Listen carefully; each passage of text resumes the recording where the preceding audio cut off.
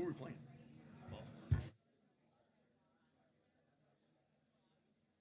That's a good one. All right, the time is now 7 p.m. I'm going to call to order the regular meeting of the Lansing City Council for September 22nd, 2025. Clerk, could you please do the roll? Certainly. Councilmember Brown. Councilmember Carter. Here. Councilmember Garza. Here. Councilmember Hussein. Here. Councilmember Jackson. Councilmember Cost. Here. Councilmember Pelivanoglou. Councilmember Spatafor. There are 7 members present, a quorum. Councilmember Brown is absent, and we are to the meditation and pledge of allegiance. Is there anyone that we want to remember tonight? Okay, seeing nobody, could we rise for a moment of silence?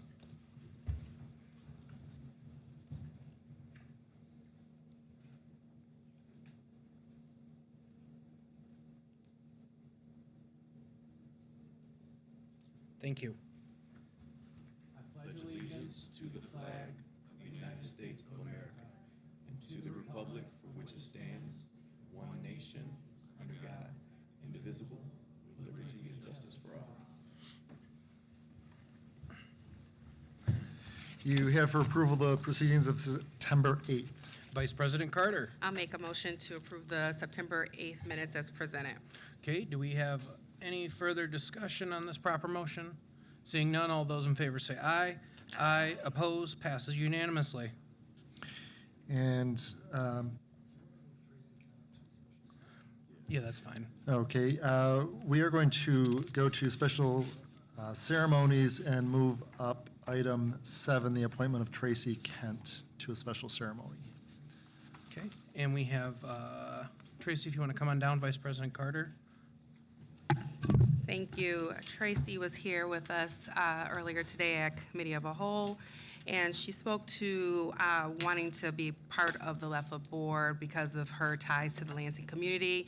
She's been attending and managing local hotels for several years. Back in the 90s, she serves on the Choose Lansing board, and she has experience with the Lansing Center, the Jackson Field, and Groesbeck Golf.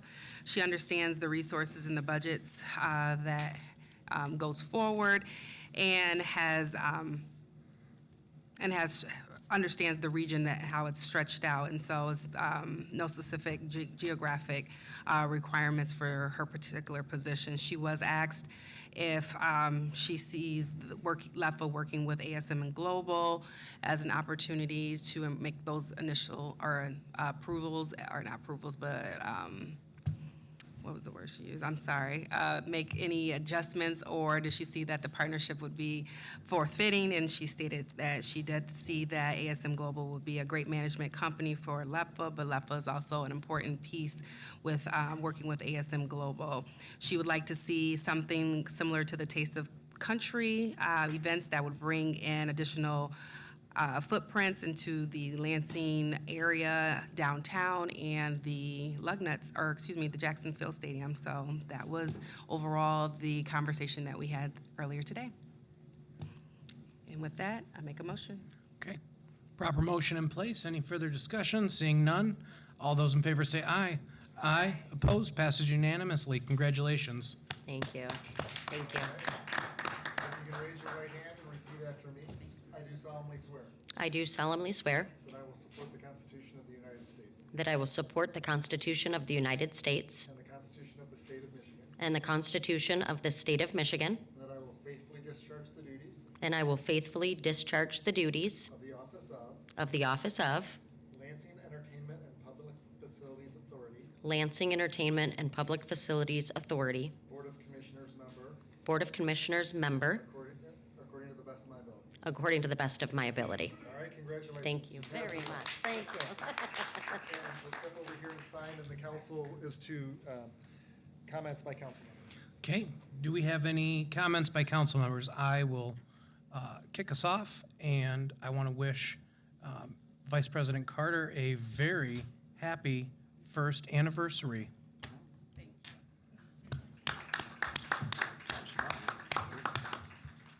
And then I will open the floor. Councilmember Hussein. Yeah, so real quick, I want to thank folks that came out to our constituent contact meeting on the 13th of this month. We actually had that at La Mulata Restaurant at 5334 South MLK. It was incredibly well attended. We had some really good presentations, one from Mr. Brent Forsberg, who is the developer for the 2130 West Homes project. He talked a lot about the project, but there was some special focus on the Lansing Growth Fund and the actual community capital aspect of that development, which makes it, I think, really unique. So in any event, thank you, Brent. Tons of work to do, I think, to bring that project across the goal line, but it's incredibly exciting for that area. Also wanted to thank Commissioner Johnson, Judge Dunnings, as well as Court Administrator Leroy out of Ingham County. They were there to, essentially, a few years back, there was a study that was contracted for dealing with juvenile justice. And really, they were looking at programming, and they were also looking at the actual facility that sits over at 700 East Jolly Road. And coming out of that study were a couple recommendations. Obviously, you had some under the umbrella of, programmatic kind of 21st century best practices and making sure they were aligning those practices with, or what they're doing there essentially with what they know is, at this point, tried and proven to reduce recidivism in terms of our youth offenders. But then the other piece was a recommendation to actually move the facility from 700 East Jolly to 1601 West Homes. And so in the event, they were there to discuss that. There's actually no proposal in front of the commission at this time, but they are essentially informing the public that that is what came out of the study, and they are gathering input. So to that end, on October 15th at 6 p.m., at the Ingham County Family Center. This is at 1601 West Homes. Again, this is October 15th, 6 p.m. at the Ingham County Family Center, 1601 West Homes.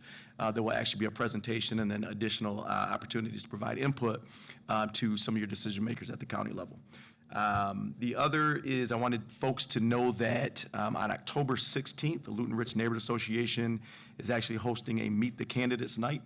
Invites are out to both mayoral candidates as well as all 4 at-large candidates. That will be 7 p.m., again, October 16th at the Mayflower Church on West Mount Hope. This is one of your last opportunities to hear from the folks that will be on the ballot for those respective races. So I highly encourage folks to get involved and attend if possible. Our next constituent contact meeting, we're going to rewind just a little bit, October 11th, 10 to 12 noon, and we will be back at the Elfrida Schmidt Southside Community Center in the Sandy Allen Room. So again, our next constituent contact meeting in the 3rd Ward is October 11th, 10 to 12 noon at the Elfrida Schmidt Southside Community Center. And then lastly, I know the mayor's not here, but I wanted to thank him. I personally invited him out to a number of neighborhood meetings last week because there's a lot of really important conversations that are taking place with regards to developments in and around South Lansing.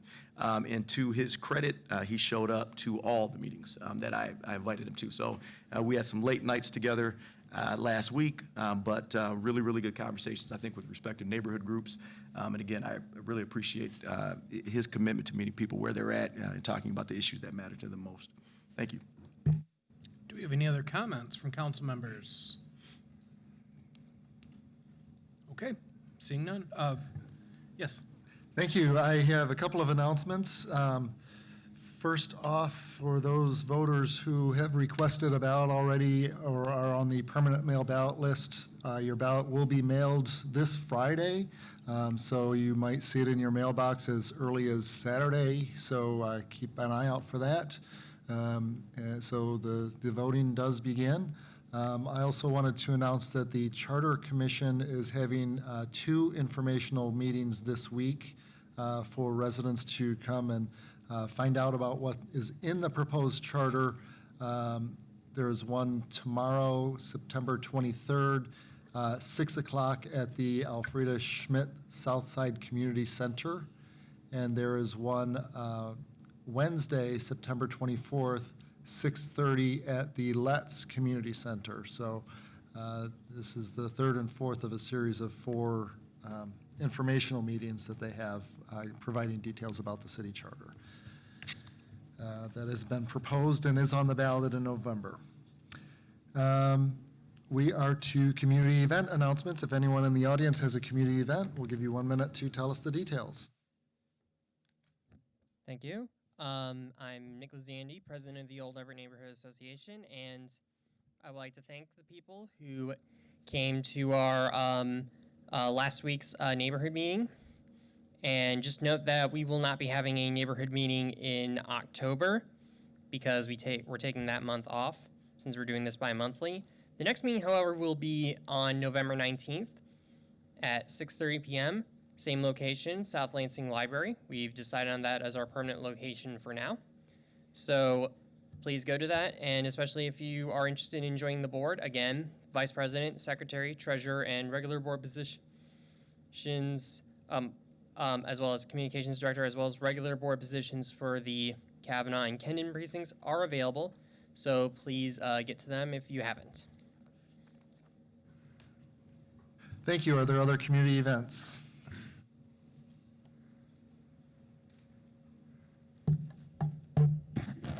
On Sunday at Mount Hope Cemetery at 3 o'clock on the 28th, we have our annual fall walking tour. This year's theme is mayors, magistrates, and manufacturers. And if you make it out there, you will hear about 17 individuals who are at perpetual rest in our historic cemetery and contributed in one or more ways to those categories.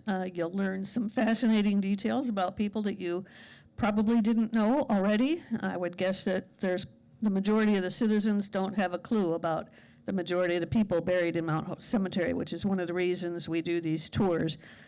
So again, Sunday the 28th at 3 o'clock, Mount Hope Cemetery, free, open to the public, and you're all invited. Thank you. Thank you. Other community event announcements? All right, seeing no further community events. Now is the deadline for speaker registration for public comment on legislative matters, and legislative matters tonight does include items 2 through 9 on the council agenda. Items 2 through 6 are the public hearings. We'll give you about another minute to get up and sign in on a blue form if you wish to address city council. And with that, we are to the mayor's comments. Mr. Lawrence. Thank you. Just very briefly, the mayor's not able to attend tonight due to this being the first night of Rosh Hashanah. So I just wanted to pass that along, and Happy New Year to all celebrating. Thank you. Okay, then we are to public comment. As I said, we do have several scheduled public hearings. I'll just read them briefly, and then I believe you'll have some introductory remarks. We have item 2 is Brownfield Plan Number 89, Turner North Development. Item 3 is Act 2, 2025, the sale of a city property. Item 4 is amending Chapter 887, a payment in lieu of taxes for Evergreen Townhomes. Item 5 is amending Chapter 206 to adjust the threshold for requiring bidding. And item 6 is a special assessment for the principal shopping district. Councilmember Garza, if you want to just go ahead and do all three. All right, thank you, Council President. So number 3, Brownfield Plan Number 88. The purpose is to capture new property tax growth to help fund cleanup and redevelopment of long vacant land. The funding's about $13.2 million in tax increment captured over 30 years. 10% passed to local taxing bodies, 10% to administration, local revolving funds. The site's roughly 1.2 acres north of Dodge River, west of Turner Street, south of North Street. Buildings have been vacant or obsolete for about 10 or 20 years and officially blighted under Michigan's Brownfield Act. So the Turner North project investment's about $26 million for a 4-story, 76-unit workforce housing development. The unit averages about 80% area medium income with 60 to 120% AMI range to fit working families' budgets. The developers developed Detroit, nonprofit focused on affordable housing. Community input on April 29th. A forum drew about 80 residents, ongoing work with the neighborhood groups. The design's a modern look that fits nearby condos, community entertainment room, up front visible, will be lit all the time for street activity and safety, rear parking, and high walkability to parks, river trails, and transit. This plan transfers long ignored property into quality housing and good construction jobs, strengthening Lansing's neighborhood and local economy. Number 3 is the sale of property. Lot 57, it's at 1400 block Turner Street. The sale price is $105,000. Property was acquired by Lansing in 1994 for $75 from Michigan's DNR, and it's been vacant since at least 1970. In 2023, there's a parking study found that the lot's unnecessary, and it was appraised at $100,000 in August of 2023. Only one RFP responded. The developer owns adjacent parcels for the 76-unit building we just spoke on. Planning Commission unanimously recommended the sale 5-0 on June 3rd, 2024. Number 4 is a pilot program, payment in lieu of taxes. The City of Lansing is considering adding Section 887.10 to its Code of Ordinance to create a pilot agreement for the Evergreen Park Apartments and Townhomes, formerly Autumn Ridge and Oak Park before that. This would let the property owner pay an annual service charge of equal to 8% of annual shelter rents instead of a regular property taxes for up to 15 years, starting with the 2026 tax year. The ordinance sets clear conditions. The exemption applies only if all requirements continue to be met, and the pilot runs through December 31st, 2034, so 15 years. The project background: this is the largest rental complex in Lansing, 618 units of apartments and townhomes. The new ownership acquired in May of 2023 by Greatwater Opportunity Capital, which has already invested over $8 million in improvements, new roofs, interior renovations, the pool, clubhouse upgrades, landscape and asphalt, and boiler replacements. Property turnaround: nearly all previously red tag units have been fixed and reopened. 100% of apartments and many townhomes are now available with current occupancy at 55%. Community impact: emergency service calls have dropped by 40% year over year. Insurance costs have fallen from $1 million to $700,000 annually thanks to the safety and property upgrades. Workforce housing focuses on 80 to 120% area median income, with typical rents between $800 for one bedroom, $1,000 for two bedrooms, and $1,200 for three bedrooms. Residents in good standings will also receive a YMCA membership study. And that's it. Okay. Thank you, Councilman Garza. And then we have Councilmember Hussein for item 5. Sure. So this deals with amendments to the purchasing contracts and sales ordinance. Specifically, this deals with an increase in the dollar amount threshold to activate the competitive bidding and related purchasing, the competitive sealed bids process. To give you just a little historical context here, back in 1994, we actually set that threshold at $15,000. It has not been adjusted to reflect inflation since. And so what this does, it does a couple of things. One, it does adjust in accordance with inflation and sets the new threshold for the fiscal year ending June of 2025, as $31,000. And then it calls for an automatic increase each year based on, or I should say, in accordance with the rise in consumer price index, right? And so essentially what will happen is the Bureau of Labor and Statistics will report that number. Our controller will actually then receive that and actually communicate that to both the City Council as well as our purchasing department. And so that threshold will automatically increase each year so that we don't have to, 20 years down the line, look at inflationary adjustments again. Thank you. Thank you, Councilmember Hussein. And then I have Vice President Carter. Thank you. This was the Special Assessment Principal Shopping District 2025 roll back on September 8th. We had Ms. Seisberger, City Assessor, and Ms. Edgerly both speak to summarize the roll that reflects the 3% increase for the 2025 Principal Shopping District Assessment roll. This has been updated to include the name changes and sales since May. Okay. Thank you, Vice President Carter. Okay, we are on to the public. We have Joseph Moll, followed by Samantha Benson.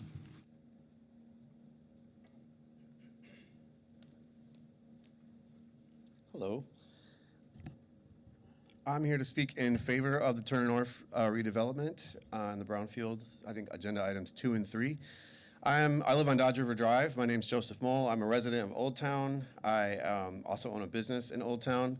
And my property is immediately adjacent to the kind of primary corner that project will be on.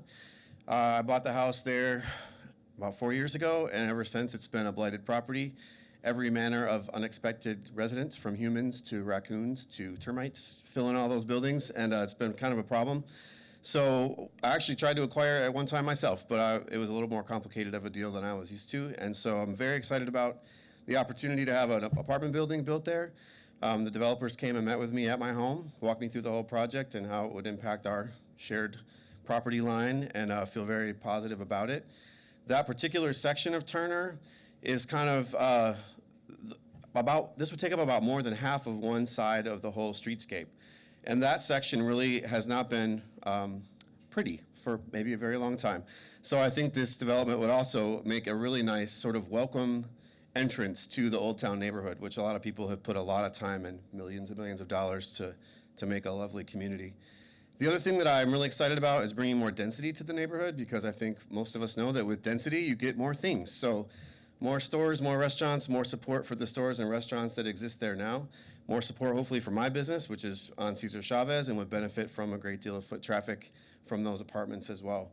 So I'm happy with the plan. I'm excited about new neighbors. I think it's going to clean up an area that has long been in need of a facelift for our community. So here to support it. Thank you. Next, we have Samantha Benson, and then Terry. Hi. Good evening, council members. My name is Samantha Benson, and I'm the Executive Director of the Old Town Commercial Association. On behalf of our association, I want to express the strong support for the Turner North development. For well over a decade, this block has been defined by derelict structures and vacancy. And in a very true Old Town fashion, many well-intended community members have tried over the years to purchase these blighted properties to make improvements. But the lack of clear titles made that impossible. Since then, the trash piles have grown, the buildings have only gotten worse, and the lot has sat as gravel. Thanks to the hard work and resources from Craig, Eric, and their team, this block is being cleaned up and reimagined into a high-quality development that will bring something our community badly needs, attainable workforce housing. By adding new residents, Turner North will not only provide safe, quality homes, but also strengthen our local economy. Our businesses are the heart of Old Town and heavily rely on the density and walkability this project encourages and supports. To Councilmember Hussein's last point at the last meeting, the developers have been aggressively accessible, and we are very much appreciative of that. From convening community meetings, listening to feedback, addressing concerns, and even planning improvements like new sidewalks and historic streetlights. Old Town's success depends on projects like this one, ones that bring people here to live, work, and be part of our community. I encourage you to support Turner North and help us keep building momentum. Thank you. Thank you. Next is Terry, followed by Justin Golden.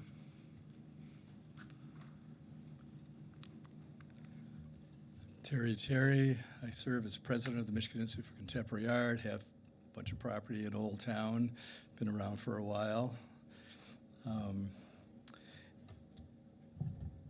And I want to first thank you all for dialing in great weather last weekend for our Blues Fest. Much appreciated. We had a great time. And also mention that city workers and the police were a pleasure to work with. Everybody worked together. It was a great community event. This development is pretty significant for us. That area, as others have said, has been pretty blighted for a long time.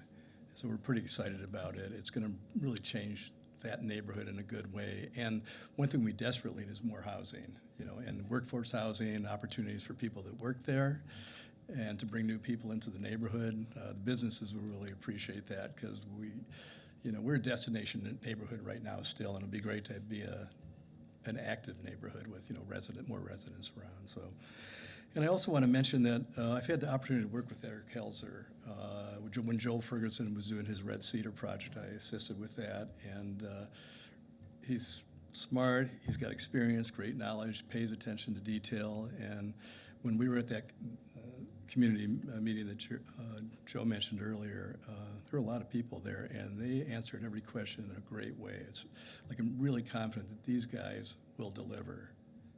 That's, you don't always think that when you start out with projects, but these guys got it. So please approve their request for the city lot and the brownfield redevelopment. Thank you.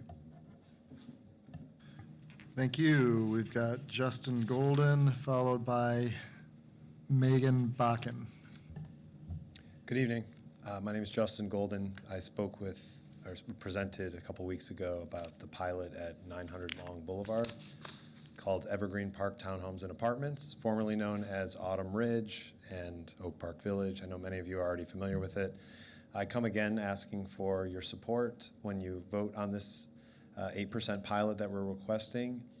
Just a reminder to quickly or briefly summarize some of the things that we talked about last time. This is a 618-unit townhome and apartment community, the largest in Lansing. When we acquired it, it was in maybe some of the worst conditions I think I've ever seen for a property, having acquired 40 properties like apartment buildings in my 11 years of doing this. No lenders would give us any money for this property to fix it. They'd given up on these kinds of things. That in a challenging time, they were averse to taking a project on that was this large and this troubled. We also found that we could not get a traditional means for insuring the property. So no property insurance carriers would look at this. It was that dangerous, and it was also just in such terrible condition. We've since cured all life safety risk at the property, and we've been able to get a traditional insurance policy on the property, saving us, as Councilmember Garza said earlier, hundreds of thousands of dollars a year. But that still won't be enough to make this project and to finish this project. We need your support. I was there today for several hours with the local investigative journalists to talk about the project and show that the interior units, I can say that we have 3 different crews actively working to bring these units back online. And we've also hired 2 security patrol cars that are there at night. I'm going to run out of time, and I just want to make sure that I address Councilmember Jackson's question from last week about affordability, because I know this is a very important topic today. Housing is the most expensive line item on most people's lives in the expense portion of their income statement, and we don't take that lightly. We know how hard it is, and how working people who don't qualify for vouchers but also aren't at a position in their lives to purchase their own homes or buy or move into luxury housing, how important this kind of housing is to them. And we have different types of housing for all different types of people. We have 1-bedroom apartments all the way to 3-bedroom townhomes. They are from 700 square feet to 1,600 square feet. Those are like houses. And the prices range from $795 all the way up to $1,700. So I know that's a wide range. I just want everyone to know that our plan is to keep this affordable for people who earn between $20 and $30 an hour. If you have any other questions, I'm happy to share more about the data that we shared last week to the council. Thank you. Megan Bakken, followed by Jake Kolka.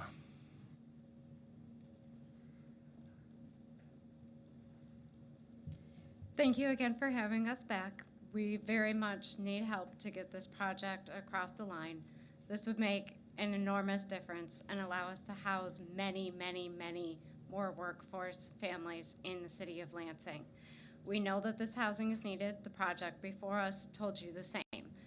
We need your support so that we can help house the people of Lansing who are desperately crying for your help and ours to be able to get these units online, fully up to code, and provide safe, affordable housing for the people of Lansing. Thank you very much, and we look forward to your decision. Thank you. Next is Jake Kolka, followed by Julie Mullins. Good evening. My name is Jake Kolka, and I'm the service manager at Evergreen Park. I spoke to you guys 2 weeks ago about my support for this program.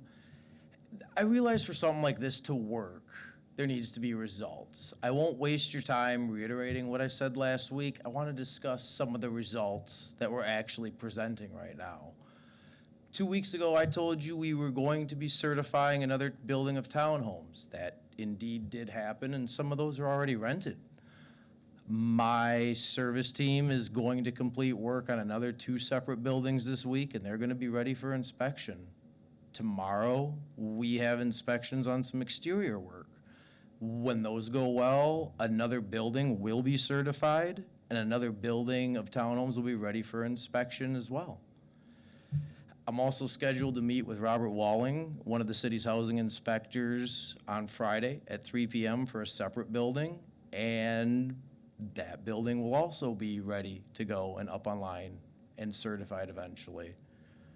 We're moving along, is all I can really tell you. I want to acknowledge Mr. Walling as well for his role in this. He's been nothing but consistent, and someone in my position can only ask for that from a housing inspector. That way my guys know what they need to do, and I know what the city's expecting. I think with the progress that I've laid out for you guys, he could be busy at Evergreen Park for the next month and a half. I don't want to get out over my skis up here because I haven't talked to him yet this week. He's a busy man, but we'll get that stuff scheduled. And he's been nothing but gracious with his time, and I hope and expect that to continue. Our progress has been steady, and this program would allow us to really accelerate and move even quicker. A large part of what I do on a daily basis is managing our limited resources, time, money, and labor. This program would definitely give me a little help in managing one of those three. And I enjoy my job, I really do. It's not easy though. So any help I get, I would greatly appreciate. I think we can all relate to getting some help with our jobs and appreciate that. I also appreciate you guys taking the time to listen to me the last 2 weeks. Thank you. Thank you. And finally, Julie Mullins.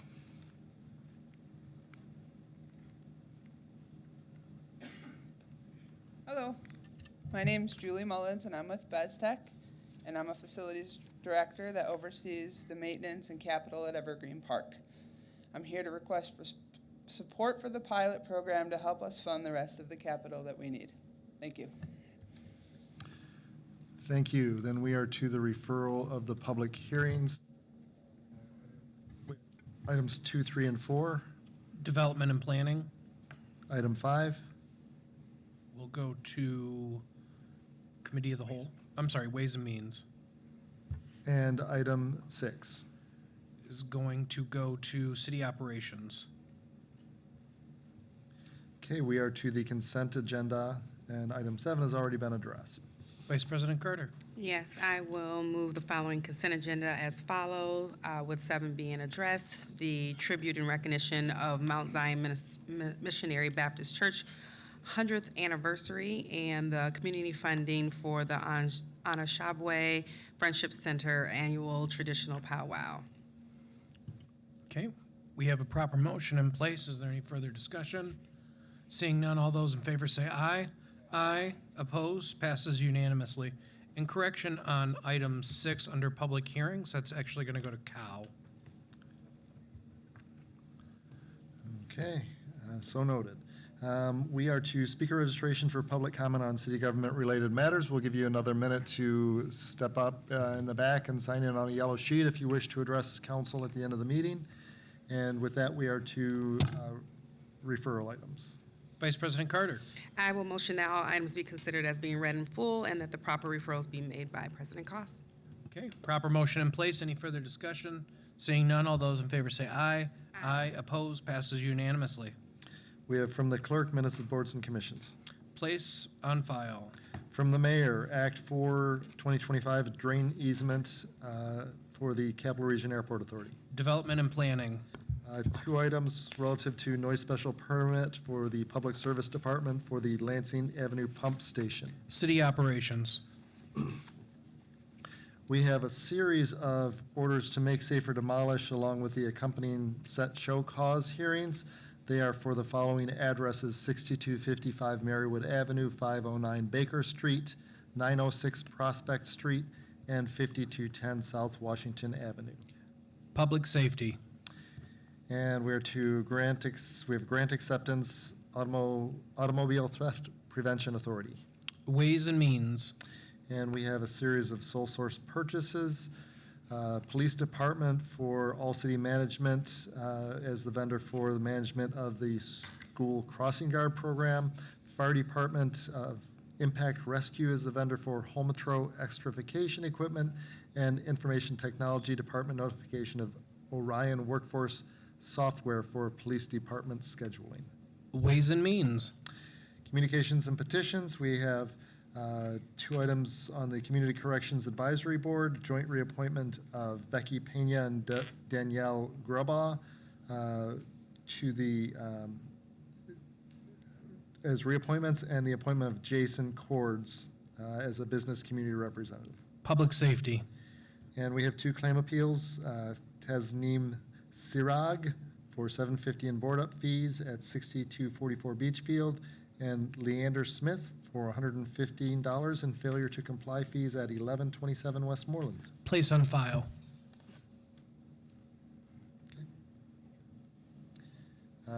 They're getting placed on file because they're past the 30 days. Past from the deadline? review. Okay. Yep. We are to motion of excused absence. Vice President Carter. I make a motion to excuse Councilmember Brown. Okay, we have a proper motion in place. Is there any further discussion? Seeing none, all those in favor say aye. Aye. Oppose? Passes unanimously. Remarks by council members. Does anyone have any further remarks? We have no takers. Oh, Remarks we by do. the executive assistant to the mayor. Just very quickly, sorry, yeah. Vice President Carter had something first. It's just to reiterate, thank you, President Cost, for recognizing my first year wedding anniversary. So thank you for that. Absolutely. And then, Mr. Lawrence, I'm sorry. I can drag this out. I forgot to mention earlier, the Lansing Fire Department last weekend canvassed over 1,000 homes in the, I want to say, the southwest corner of Lansing in order to raise awareness and to offer smoke alarm installations to owner-occupied homes. Obviously, this is one of the best ways, easiest, inexpensivest ways, if I can say inexpensivest, Mr. City Attorney, to save lives. So if there are residents out there who would like, need smoke alarms in their homes, please contact Lansing Fire. Easiest way to do that's through 311. So thanks. Thank you, Mr. Lawrence.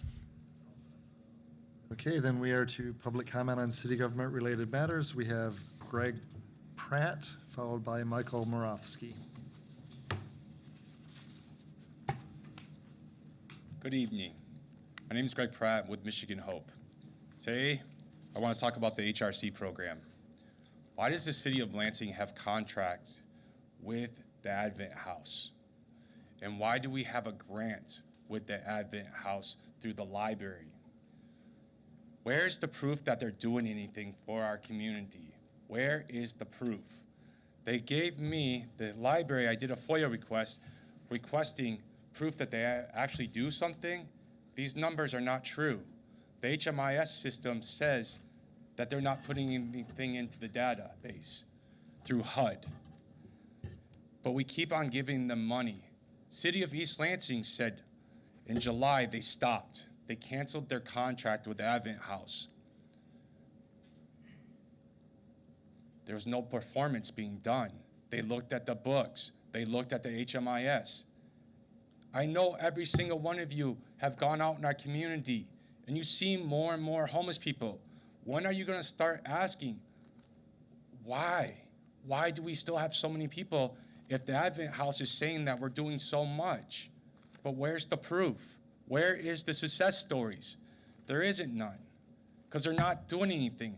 Our PATH program is failing us. That's why we have so many people at Dietrich Park.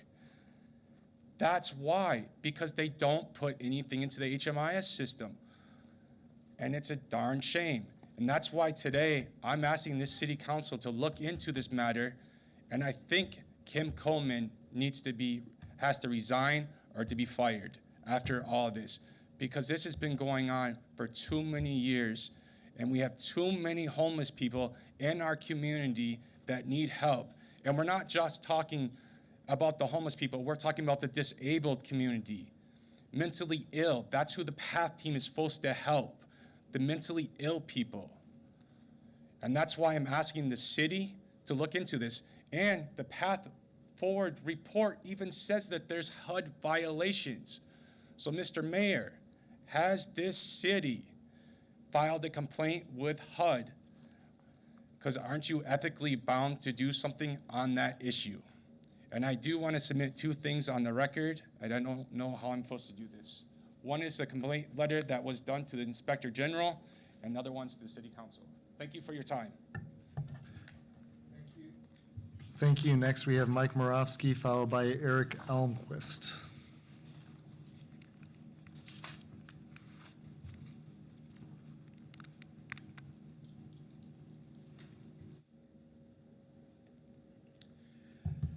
Mike, Mike Moravsky, 1300 Woodbine Avenue. I'm a Colonial Village resident. Ryan, I sent you an email on the 12th with some pictures of a semi-tractor trailer. And Ryan, concerning the recent State Journal article, August 22nd, you stated that you were concerned about the wear and tear on the roads from heavy garbage trucks. For over 6 months, this huge semi-tractor has been parked in the same area. This vehicle, as you can see by the pictures enclosed, weighs much more than cars or pickups. I am requesting that you send a copy of this email and the pictures to whoever is a police chief of Lansing to see if we can get this vehicle removed or ticketed. This vehicle is parked on the north side of Poxon Avenue in Colonial Village, less than 50 feet from Marion Avenue. Different residents have asked me about it, and off the top of my head, it seems wrong to have a heavy vehicle such as this parked continually on a neighborhood street. We have just had this street repaved last year, and it would be a shame to have it ruined. Anything you or the police can do to fix this problem would be appreciated by the residents. Ryan, can you forward the rest to the city council to see if they can be made aware of this? Please reply to this email address. That was over 10 days ago. I talked to Adam at our neighborhood meeting last Tuesday. He said he would get with you. I've been waiting for your reply. As of 6:04, when I was headed down here, the vehicle is still parked there. Could you let me know what you have done? And could you, after you tell me verbally, can you send me an email so I can get with the rest of the neighborhood people that were concerned about it, please?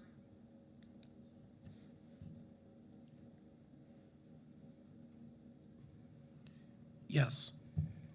Appreciate it. Thank you very much.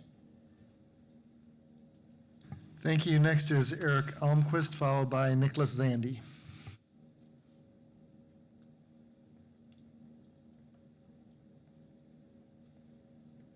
Hey guys, thanks for having me here. I appreciate it.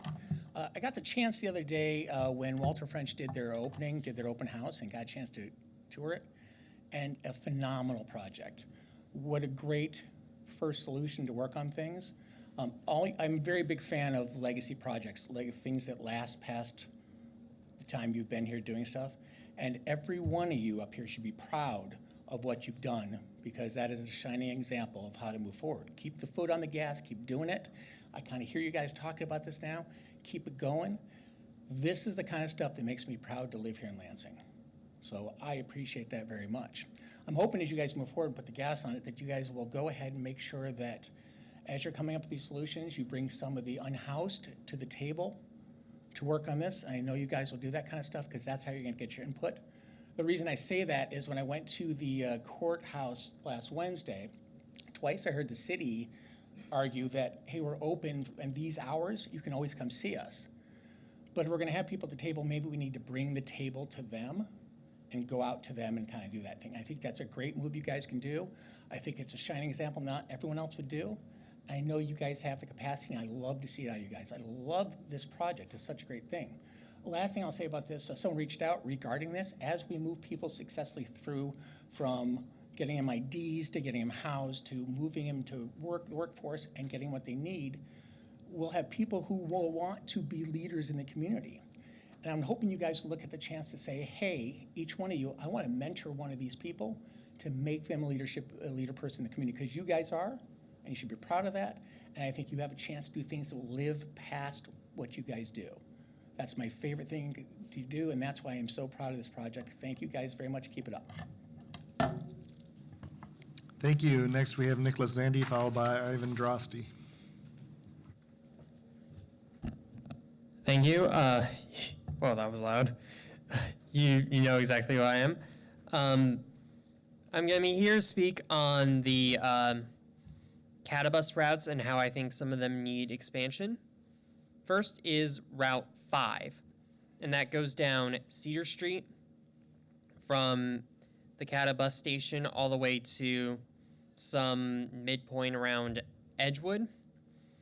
And I'm going to be honest, I know I'm copying you-know-who's catchphrase, but I'm going to be honest, that is not a good place for for a bus like that to stop there. I think it should be expanded all the way to Pleasant Grove to the Southside Community Center so that it can loop around there and go back. So that it doesn't randomly lead nowhere, because that's all the Bus 5 does. It just leads nowhere.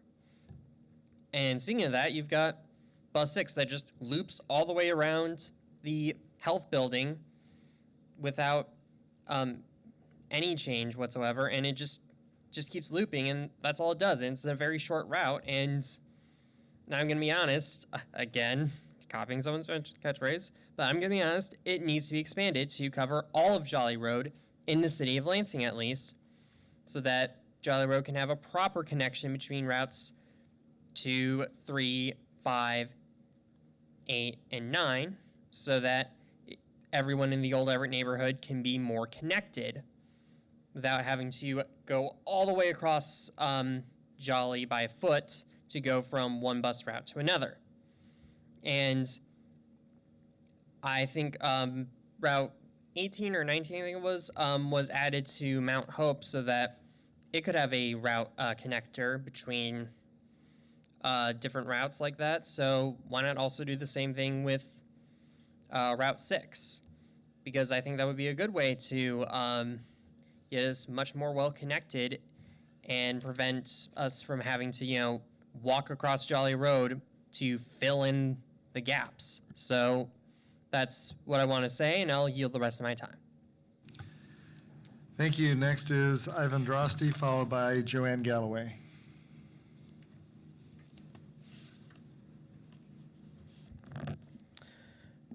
Ivan Drosty, Ward 3.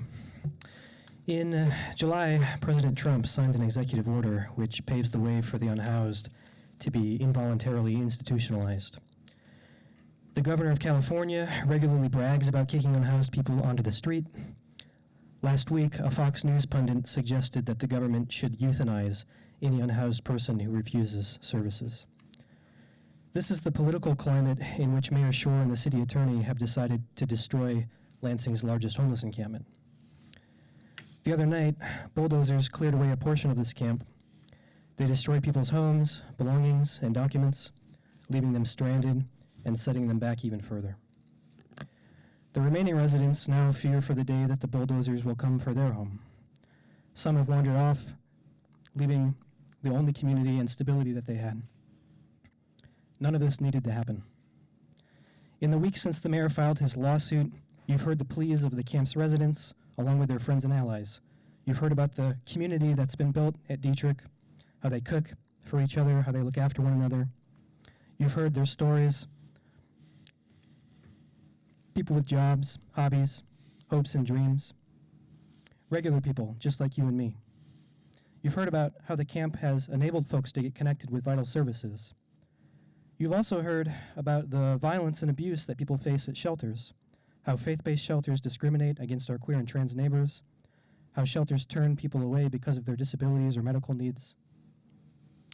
We told you of the anguish this lawsuit would cause. We urged you to drop it. You ignored us. Now a judge has ordered that you should find these people some proper housing. She's told you that you need to provide toilets and dumpsters in the meantime. Why did you need a judge to tell you that? Isn't that just the right thing to do? You already had the power to do these things. Why didn't you do them years ago? And has there been any progress on that front in any case? I haven't heard anything. Despite everything, there's still time to change course. We can still forge a different path. you have a choice to make, a moral choice. Will you choose to listen to the violent and ignorant rhetoric of demagogues? Will we be a city that chooses to see its own citizens as a burden who deserve their lot in life? Or will you choose to see them as human beings, no different from yourself? Will you choose cruelty or compassion? The choice is yours. Thank you. Our next speaker is Joanne Galloway, followed by Jody Washington.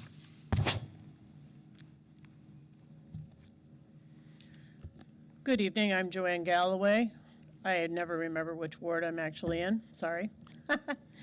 Anyway, initially tonight, I'm going to be speaking on behalf of somebody who today is celebrating their 4-year anniversary since they obtained stable housing. Chelsea Lynn had the opportunity to take advantage of the services through MSU Safe Haven a few years ago, and today she writes to us with an idea that I and my husband have indeed discounted ourselves, but I am proud to bring this idea before the council. She says, good evening, council members. Winter is coming, and with it, urgent question of how we will care for those who have no safe place to go. Her name is Chelsea. She asks you to consider a practical, life-saving solution using the, you ready? Still livable buildings at Spartan Village at Michigan State University as potentially emergency winter shelter. Spartan Village is in a unique position. It's close to Lansing city limits. It's on a bus line within reach of food, healthcare, and social services. The apartments already have heat, bathrooms, and kitchens. They could provide safe, warm shelter immediately. MSU is facing funding pressures and delays in this redevelopment project. That means demolition could be postponed and could give us a window of opportunity for this winter. Yes, there's challenges, inspections, staffing, liability, but these could be solved if MSU, city leaders, and nonprofits work together.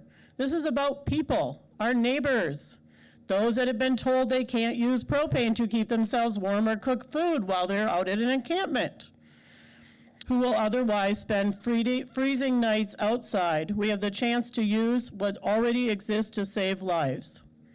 Chelsea asks you to please begin conversations with MSU and community partners to make this possible. I also just wanted to reflect back on the request for the pilot funding.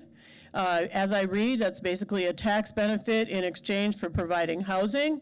I heard them speak to it would benefit those making $20 to $30 per hour. There's a lot of people in our city that are not making $20 per hour or able to obtain full-time work even at $20 per hour. I would recommend that we skip giving the pilot funding and consider how we might be able to use that money for people who are more in need of housing in our county. Also, I would ask that the city stop the lawsuit on the property owner up in the Dietrich Park area. That whole thing is such a chaotic, ridiculous mess. I'd be embarrassed to be on council or be in the mayor's office at this time. I also think that we need to stop using Brent Prashinsky at the Parks and Rec to police our city for homeless and start sending out HRCS so they can support our homeless neighbors. Thank you. Thank you. Next, we have Jody Washington, followed by Carver. Thank you. I'm going to come at this from a different angle. I have worked with homeless people and advocated for them and continue to this day to mentor them to scaffold to independence and a better life. I have vast experience in this area, as does Greg Pratt. He too has been at this for about 10 years. Here's what I want to caution you against. I don't care how many people come down here and talk about the hottest topic of the day. The loudest voices rarely carry the most wisdom. In fact, the reality is when that happens, what's really happening is the Dunning-Kruger effect.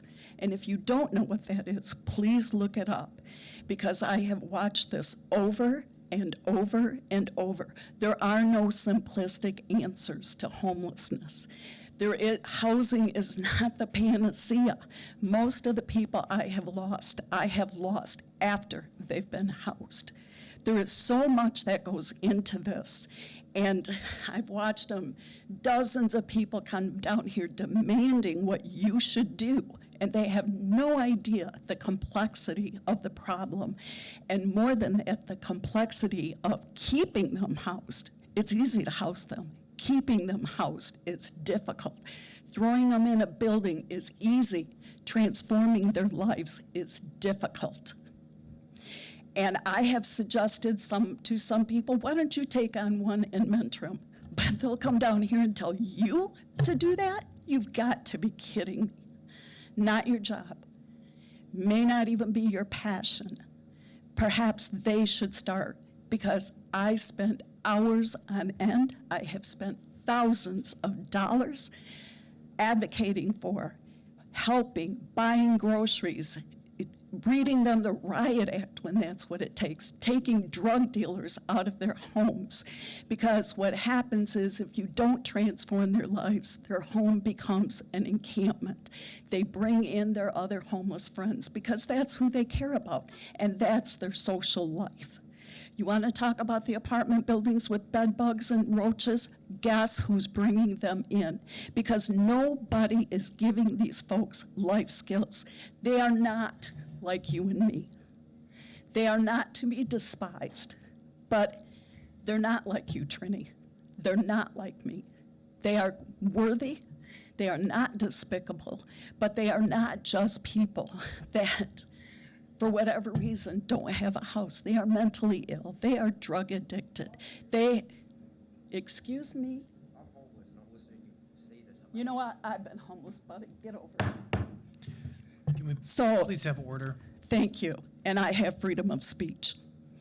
So what I'm saying is use wisdom.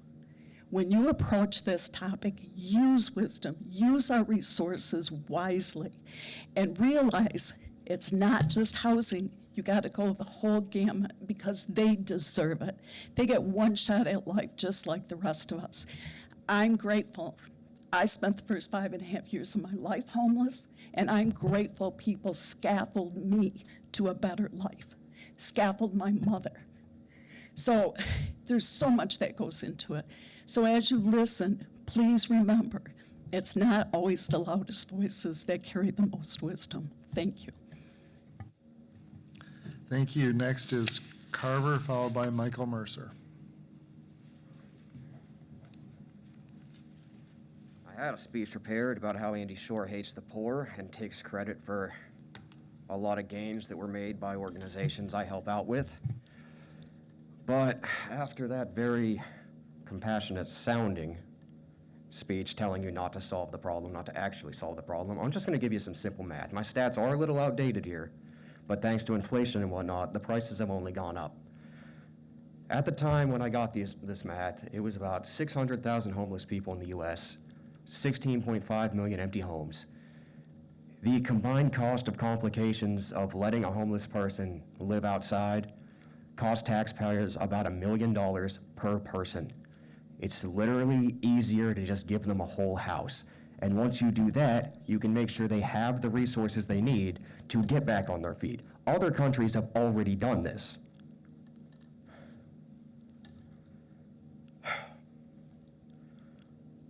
Also traumatized after watching Dietrich get bulldozed.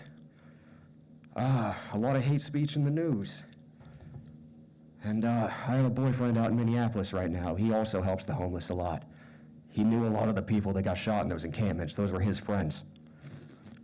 So I'm just generally really worried about how simple solutions really should be, and they're just being ignored, and it's costing taxpayers about 10 times more to do so.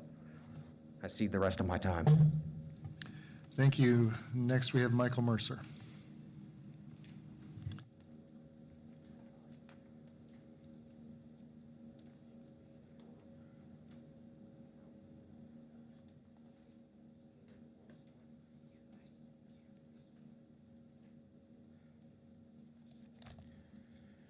I got a relative who lives over near the corner of, on Northrop, off of Northrop, up on the corner of Curtin Village on the south side, and that's in your ward, Garza, and you're just maybe a couple-minute walk from where you live. And they got a lot of those sidewalks being forced up by tree roots. And I'd like to know why the city of Lansing, it's been reported to the city years ago, back when her daughter was just a young one in elementary, and you guys, city of Lansing, haven't done absolutely nothing in all these years. Probably goes all the way back to maybe Benavides when he was in office. But anyhow, city hasn't done nothing absolutely about it, and people pay taxes. They should get their sidewalks taken care of, but you guys haven't done absolutely diddly squat about the sidewalks. You did come over and spray paint on it to warn people, and it's just not that one. I just took that picture because of that tree stump too that's in the ground. That city of Lansing came and cut that tree down, but they don't bother taking that out of the ground. It's an eyesore. You can't even now, you can't even mow that whole yard now, that portion that's your property. And I'd like to know the reason why you guys can't take those out when you cut a tree down.